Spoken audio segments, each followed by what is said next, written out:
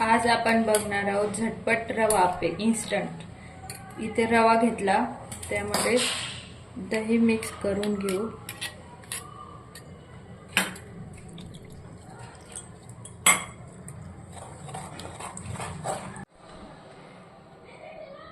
तेल गरम केलंय, इथं त्यामध्ये जिरं, मोहरी आणि ह्या भाज्या कट केल्या त्या परतून घ्यायच्या।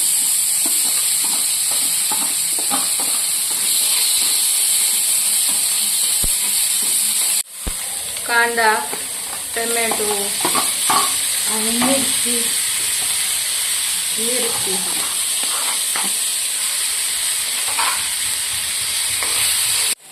रवा आणि दही 15 मिनिटं भिजवून ठेवले, त्यामध्ये ह्या भाज्या फ्राय करून घेतलेल्या टाकायच्या।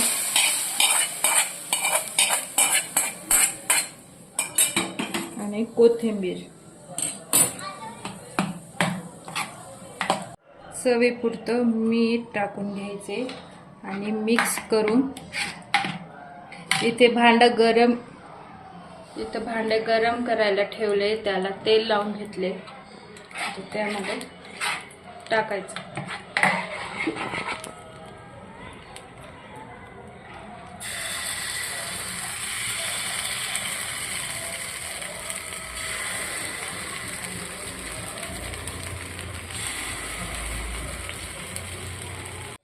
अशा प्रकारे आपले आप्पे तयार आहेत आणि त्यासोबत खोबऱ्याची चटणी।